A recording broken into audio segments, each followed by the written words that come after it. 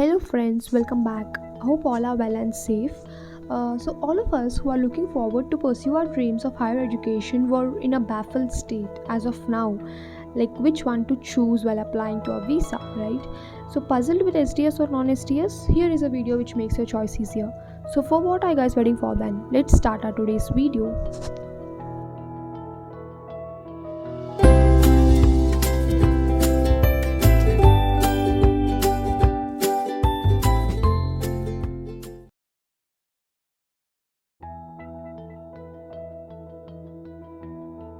So in this video we are going to see SDS or non-SDS, which one to prefer while filing the Canadian visa and which is better and faster.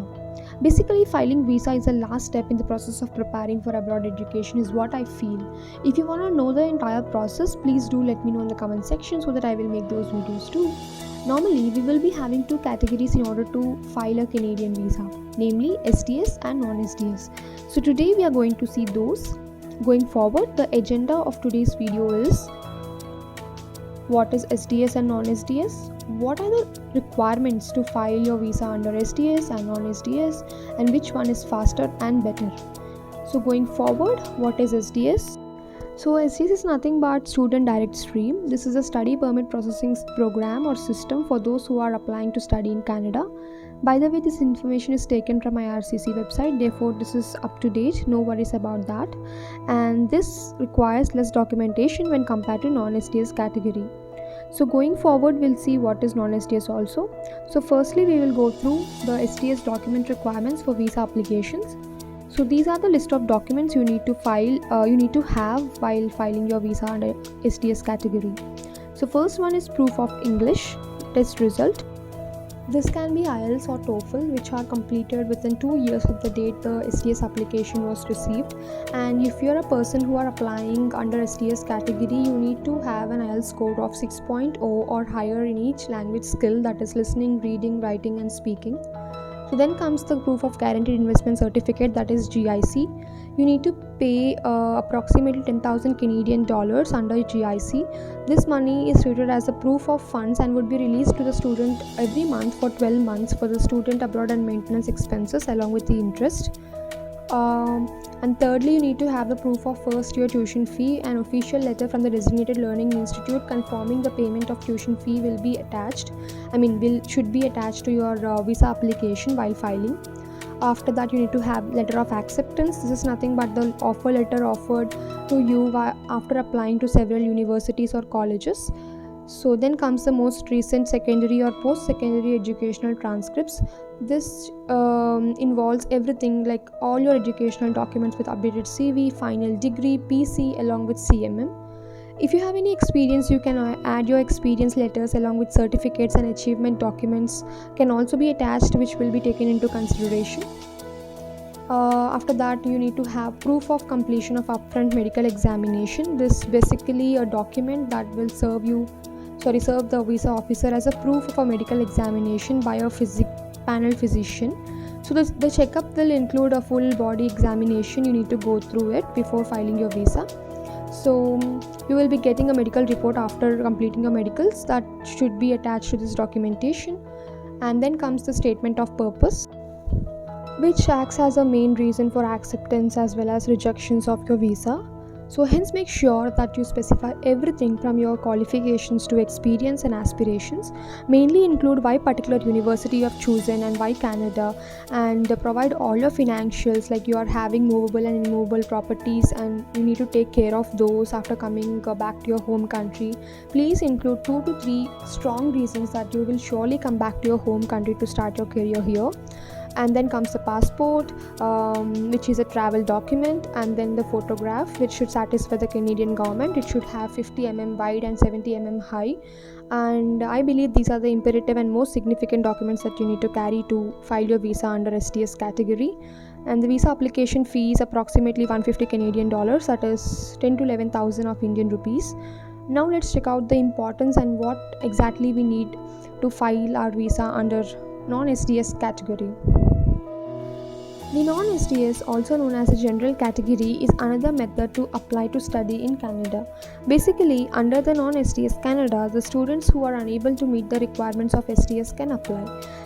Therefore, it is considered as a standard visa application process for students to get temporary residency in Canada.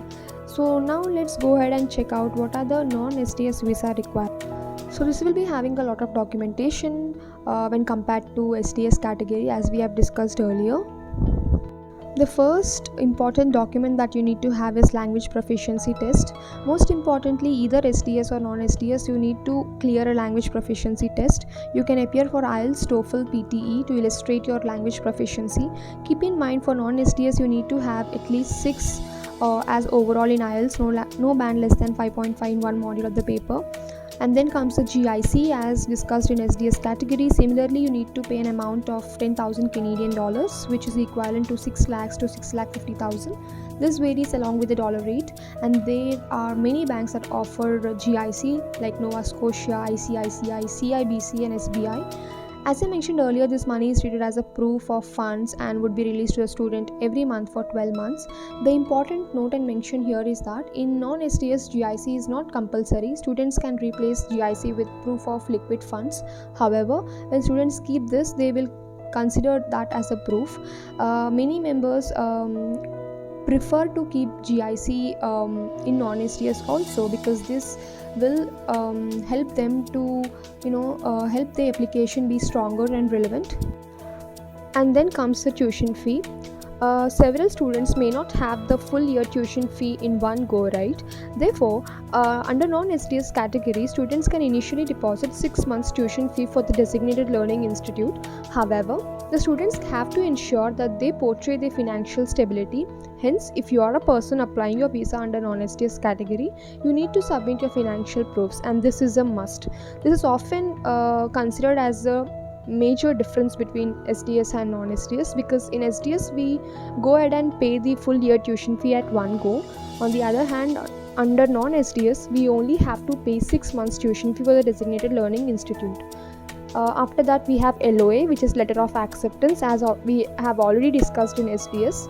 And then comes the educational documents. While submitting your academic documents, it's very essential for you all to realize that you submit genuine documents, because people go ahead and submit all the false and irrelevant documents, leading to rejections. Therefore, be careful and vigilant while uploading your educational documents, and these include your previous educational certificates like 10th, 12th and diploma, or any graduational transcripts.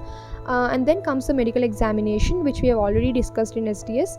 And then comes the statement of purpose, as I've already told that this plays an active role, or even it is said to be as a key player in the entire process, and therefore you need to have a strong SOP prepared to get your visa approved. After that, you need to have a valid passport, which acts like a travel document, which is very much needed for you all to travel out of your country. After that, you need to have a valid photograph with the features that are being accepted by the Canadian government, as we have already discussed in STS. Last but not the least, the financial documents, which are very, very important when you are filing your visa under non-STS category. In non-STS, people need to submit their financial documents, which can be proof of income such as Form 16, pay slips, or they can also add liquid assets in the form of bank statements, fixed deposits, etc., which is very, very important, which shows the financial status of the family.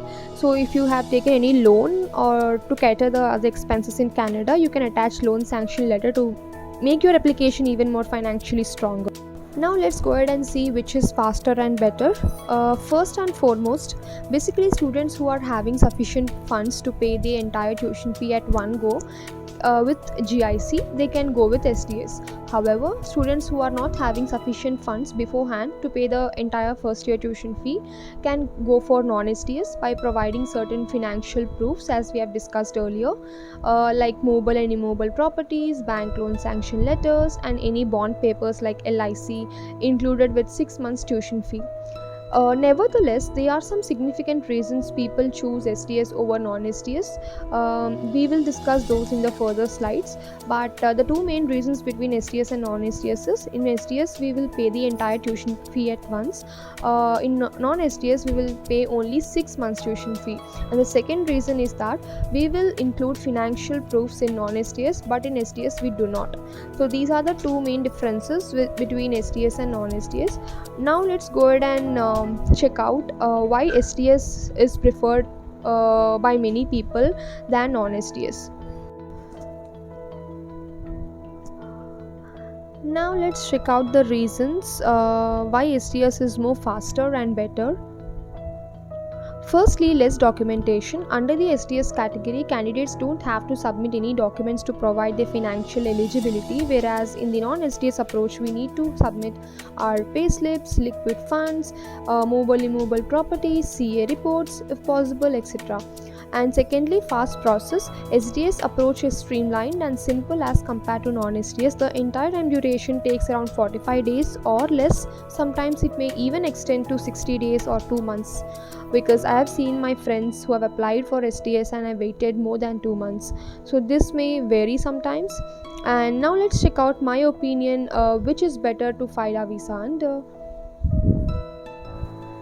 After browsing much, I came to know with the help of some websites that according to 2021 results, the success rate for SDS candidates was 71% when compared to 40% for non-SDS applicants. However, recently they started processing non-SDS category in a more rapid way than SDS. This is because I have seen several people getting their PPR in 20 to 30 days when they have applied under non-SDS category.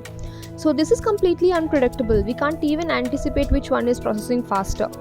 So my suggestion here is that if you are a person who are applying visa for 2023 Jan or September intake, then please do consider taking suggestions, advices from your counselors, and ask your friends which one they have chosen to apply, and measure the timelines accordingly.